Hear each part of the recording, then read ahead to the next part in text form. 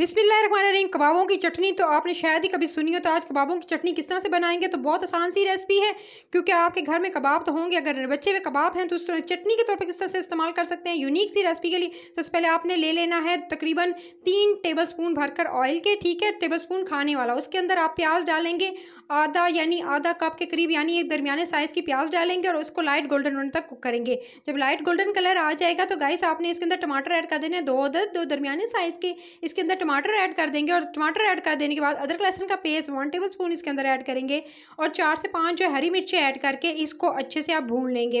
इतना भूनना है कि पानी जो है वो थोड़ा सा इसका ड्राई हो जाए। उसके अलावा यानी टमाटरों का और उसके बाद सब्ज़ मिर्चें जो है वो थोड़ा सा कलर इनका चेंज हो जाए और अदरक लहसुन का जो पेस्ट है उसका कच्चापन चला जाए। इसको अच्छे से आप भून लेंगे। भूनने के बाद ये देख सकते हैं इनका पानी ड्राई हो रहा है और टमाटर को गलने का वेट करेंगे। आपने कच्चा कच्चा नहीं इसको उतारना है, आपने इसको थोड़ा सा जो है वो अच्छे से पकने देना है, क्योंकि ताकि अच्छे से मसाला ग्रेवी रेडी हो। साथ में ही आप सीजनिंग ऐड करेंगे। आपने इसमें लाल मिर्ची ऐड करनी है 1 टीस्पून, ठीक है। आप इसमें थोड़े मसाले कम रखेंगे क्योंकि कबाबों में मसाले होंगे। उसके बाद आपने जो है ज़ीरा ऐड करना है 1 टीस्पून। उसके बाद आपने इसमें धनिया पाउडर ऐड करना है, वो भी हाफ़ टी स्पून ऐड करने के बाद इसमें कुटी हुई लाल मिर्च हाफ़ टी स्पून इसके अंदर जाएगी और इसके बाद इसके अंदर थोड़ी सी हल्दी जाएगी, वो भी हाफ़ टी स्पून जाएगी।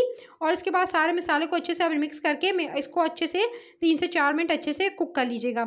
मसाले अच्छे से कुक हो जाएं और टमाटर सॉफ्ट हो जाएं तो आपने वेट करना है। उसके बाद जैसे टमाटर सॉफ्ट होंगे आपने इस स्टेज पे जो है आपने नमक ऐड करना है, पहले नहीं ऐड करना है, टमाटर फिर गलते नहीं हैं। नमक हस्बे ज़ायक़ा मैंने इस्तेमाल किया है, तकरीबन हाफ़ टी स्पून के करीब इसके अंदर नमक ऐड किया था। मीनवाइल मसाला मेरा रेडी हो चुका था, मैंने उसको जो है वो एक तरफ ब्लेंडर में डाल के ब्लेंड कर लिया। फिर मैंने एक पैन लिया, उसके अंदर ऑयल डाला। ऑयल में सीख कबाब जो मैंने आपको रेसिपी आपको सिखा भी चुकी हूँ किस तरह से आप घर में बना सकते हैं, उसकी रेसिपी भी मैं वीडियो के एंड पे डाल दूँगी, आप देख लीजिएगा, मेरे चैनल पर अपलोड है।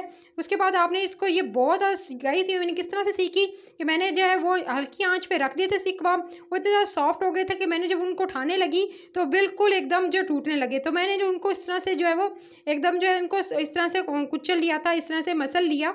तो इस तरह से मेरे डिज़ाइन में आइडिया है क्यों ना इस तरह से कबाबों की चटनी तैयार की जाए और एक यूनिक सी रेसिपी तैयार की जाए। तो मैंने ये सेकंड टाइम आपके लिए इस तरह से बनाई है कि सीख कबाबों को मैंने इस तरह हल्की आंच पे छोड़ दिया, जो अच्छे से डन हो गए तो मैंने जो है उनको इस तरह से जो है अच्छे से भून लिया। इसको तकरीबन आपने 10 से 12 मिनट अच्छे से भूनना है ताकि अच्छा सा जो है वो कलर भी आ जाए और इनका कच्चापन भी चला जाए। क्योंकि इसके अंदर मैं पानी ऐड नहीं करूँगी गाइस।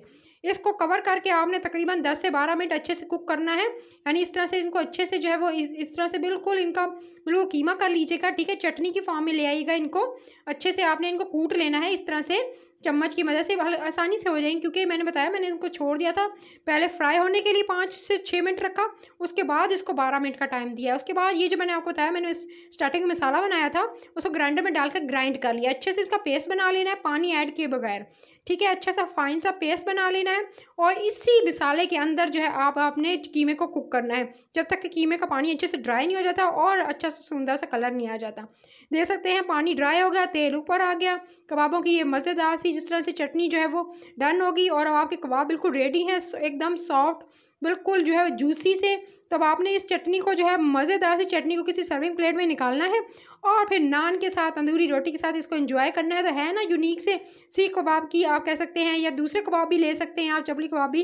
तो उनकी ये चटनी तैयार है, तो आपने इसको ज़रूर एंजॉय करना है, फीडबैक देना है। रेसिपी करी चैनल को सब्सक्राइब करना है, वीडियो को लाइक करना है, ज़्यादा से ज़्यादा लोगों को शेयर करना है ताकि वो भी बना सकें इन यूनिक सी रेसिपीज़ को।